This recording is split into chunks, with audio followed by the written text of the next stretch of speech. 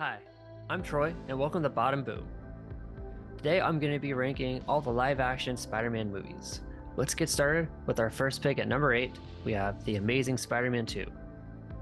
A lot of people got the short end of the stick of this movie. I felt it was trying to be a little bit too ambitious when it was trying to set up the Sinister Six for The Amazing Spider-Man 3.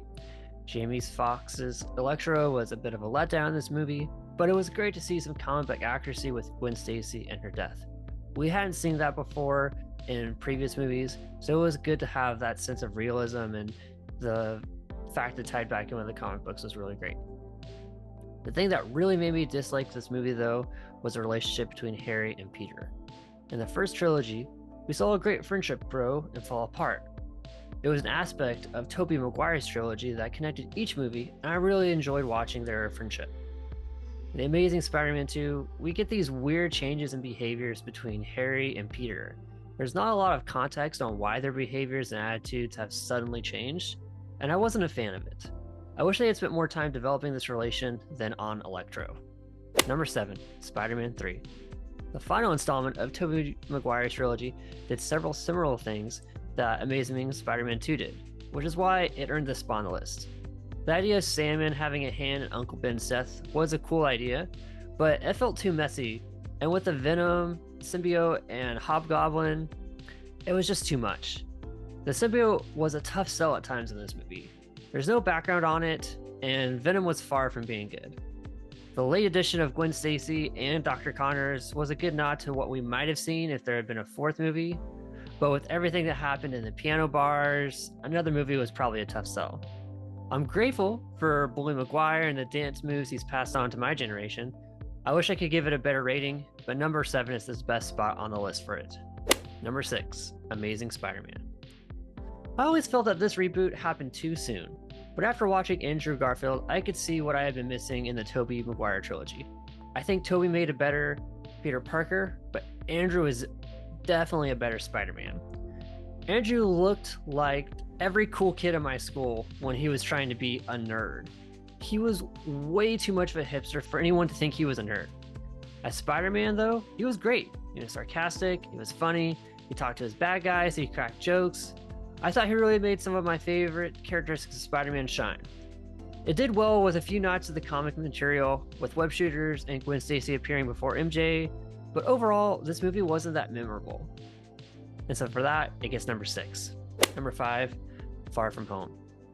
I was in no rush to see this movie. In fact, I sadly watched it for the first time 2 days before I went and saw No Way Home. This movie specifically highlights what I felt was a crux for Tom Holland's trilogy. Tom Holland's Spider-Man doesn't have his own adventures. Each movie he has help from Tony Stark or Nick Fury, or they play some sort of predominant role in this movie. While he does make mistakes, he doesn't get to make his own mistakes as being Spider-Man. Someone guides him or hints at the lesson that they want him to learn. In Far From Home, everything happens due to Iron Man's legacy and what he leaves for Peter. At times, I think the support of other characters is helpful for the MCU and connecting the universe. And yes, Peter is 14 through 18 or so in his trilogy, so getting help from others makes sense. But when it's the main plot tool, it takes away from what it truly means to be like a solo Spider-Man movie. Mysterio was a cool villain to introduce. I feel like they could have done better and taken it a different direction, and maybe we'll get Mysterio again in the future, but for what we got, it gets number 5 on my list. Number 4, Spider-Man Homecoming. If any Spider-Man movie is a coming-of-age movie, it's Homecoming. Fresh off of returning from Captain America Civil War, I feel like Peter starts to learn what it truly means to be a hero in a deeper sense than what it's meant in the other 2 trilogies. He also learns some boundaries and the importance of growing where he is. It has fun moments and lays good groundwork for several different Marvel characters. We also received a fresh villain with the Vulture, which Michael Keaton did a great job portraying. In the end, this movie wouldn't have been a good first Spider-Man movie without the past versions of Spider-Man laying so much groundwork. But we gotta see many new things in this movie due to their work, and for that, it's earned this spot on the list. Number 3, Tobey Maguire's Spider-Man 2. As a kid, watching this movie, I learned several things about doubt, values, and the importance of personal finance due to Aunt May. While there are several things happening in this movie, it doesn't overdo it.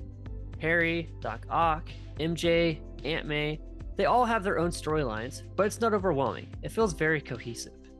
Peter's struggles with doubt and his purpose really resonated with me as a kid. While we have seen other Spider-Men struggle with this as well, it felt the most realistic for Tobey. He can't get a break with his job, to see the girl he loves, to help Aunt May, school is tough on him, he can't even get a snack at a party. His growth and comeback as Spider-Man, as well as his near-death experience on the train, push this movie to another level, and that's why it's earned the third spot on my list. Number 2, SpiderMan No Way Home. This movie was not only great, but it was one of the first movies I saw with my friends in theaters during the pandemic. I have to be honest though, there is a ton of fan service in this movie. I'm not complaining. I love seeing Charlie Cox, Tobey, Andrew, William Dafoe, and all the previous villains return. But if we take them away, we don't have much of a movie. Tom Holland's Spider-Man once again relies on others to get his movie going. All that being said, I still love this movie, and will watch it several more times, mostly due to the sense of nostalgia.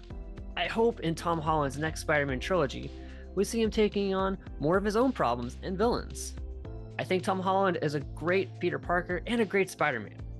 I just think he hasn't had that opportunity to really be that great on his own, and there's just been so many other characters in the mix that it's hard to see him kind of stand on his own 2 feet. Now with how No Way Home ended, I hope we get to see him do more of that in the future, but since he had to rely on so much from others, that's why he gets the number 2 spot on my list. Now for an honorable mention, I can't go without saying Into the Spider-Verse. While this list has been covering live action movies, I can't give up a chance to talk about Into the Spider-Verse. I had zero expectations of this movie, and I was blown away. The design, the humor, the story, it was all amazing. I kept thinking, oh great, another reboot? But this was completely new, and a different perspective with Miles. It's hard trying to live up to someone that has gone before you, and I think the Spider-Verse did an excellent job of showing how it can be done in your own unique way. You'll never know when you're ready for things, and with courage and faith to try is what this movie did and succeeded immensely. I'm extremely excited for the next movie and to see how things are tied together in the future. Now for my number 1 spot, I have to give it to Tobey Maguire's Spider-Man.